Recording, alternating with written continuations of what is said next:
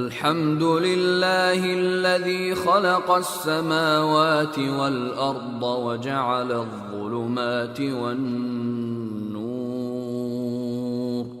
ثم الذين كفروا بربهم يعدلون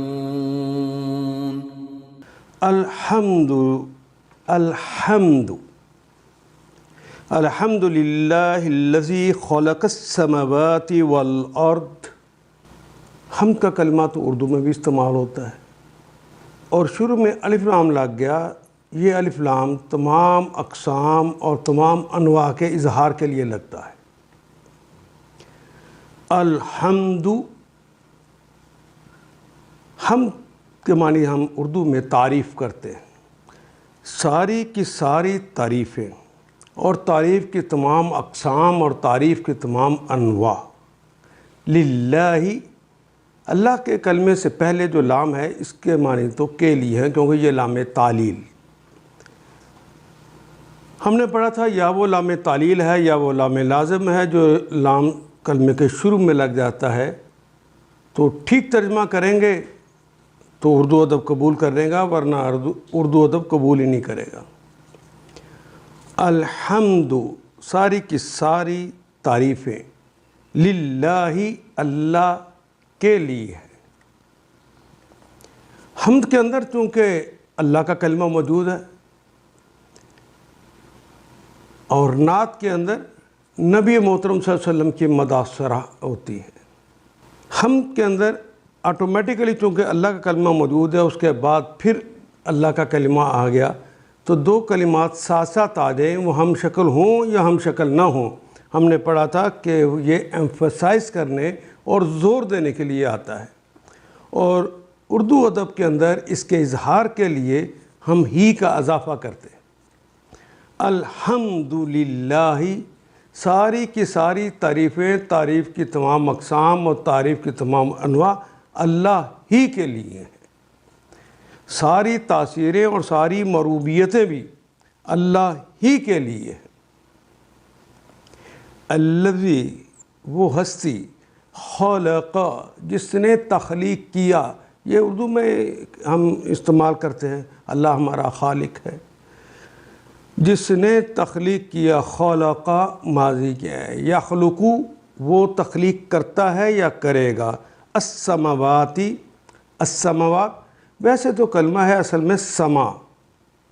سما کہتے ہیں بلندی کو، عروج کو، لیکن الف لام ساتھ لگ گئے۔ السما، وہ خاص بلندی، وہ خاص عروج جس کو ہم آسمان کہتے ہیں۔ الف اور تا ساتھ لگ گئے تو یہ مؤنث کو جمع بنانے کا طریقہ ہے۔ خلق السماوات، آسمانوں کی تخلیق، والارض، جس نے پیدا کیا آسمانوں کو، وہ اور الارض، زمین۔ سما بھی اے ارض و سما کے مالک، ساری دنیا جہاں کے مالک۔ گویا خلق سماوات بھی اور ارض بھی ہماری ہی زبان میں استعمال ہونے والے کلمات ہیں۔ وجعل، وہ بھی ہماری زبان میں استعمال ہوتا ہے، اور جعل بھی استعمال ہوتا ہے۔ جعل، سازی، جعل کا مطلب سازی ہی ہوتا ہے، بنانا ہی ہوتا ہے۔ وجعل، اور اس نے بنایا، الظلمات، اس نے اندھیرے بنائے، اس نے تاریکیاں بنائیں۔ والنور، وہ بھی ہماری زبان کا کلمہ ہے، اور نور بھی ہماری زبان میں استعمال ہونے والا کلمہ ہے۔ والنور، اور نور بنایا۔ الحمدللہ الذی خلق السماوات والارض وجعل الظلمات والنور، تعریف اللہ ہی کے لیے ہے جس نے زمین اور آسمان بنائے، روشنی اور تاریکیاں پیدا کی۔ نور تو ایک ہی ہوتا ہے، ظلمات مختلف طرح کے ہوتے ہیں۔ ثم، پھر، الذین، وہ لوگ، کفروا، جنہوں نے کفر کیا، جنہوں نے انکار کیا، بربہم، اپنے رب کے متعلق، اپنے رب کے متعلق جنہوں نے انکار کر دیا، یعدلون، یہ کلمہ ویسے تو ہم جب پڑھتے ہیں عدل کا کلمہ، اس کے معنی ہوتے ہیں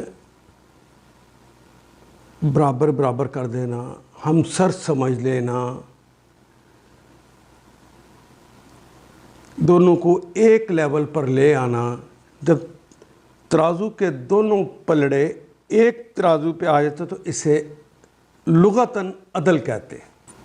تو وہ دوسروں کو الذین کفروا بربہم، جو اپنے رب کے متعلق کفر کرتے ہیں، یعدلون، وہ عدل کرنے لگ جاتے ہیں، غیروں کو اللہ کے برابر بنانے لگ جاتے ہیں، یعنی ان کا ہمسر کرنا شروع کر دیتے ہیں، غیروں کو اللہ کا شریک بنانے لگ جاتے ہیں۔ پھر بھی وہ لوگ جنہوں نے دعوت حق کو ماننے سے انکار کیا ہے، وہ لوگ جنہوں نے اس دعوت کو قبول کرنے سے انکار کیا، کفر کیا، ثم الذین کفروا بربہم، دوسروں کو اپنے رب کا ہمسر ٹھہرا رہے ہیں۔ ان آیات کو ایک دفعہ پھر تلاوت خود کیجیے، عربی مبین پڑھتے ہوئے دیکھیے، کیا بات پوری اندر اتر رہی ہے؟ کیا یہ اردو کے سانچے میں ڈھلتی گئی ہیں عبارتیں؟ اگر بات سمجھ آنی شروع ہو گئی تو الحمدللہ یہی ہمارا ہدف ہے، اور یہ ہدف پورا ہو گیا۔ اللہ میرا اور آپ کا حامی و ناصر۔ الف لام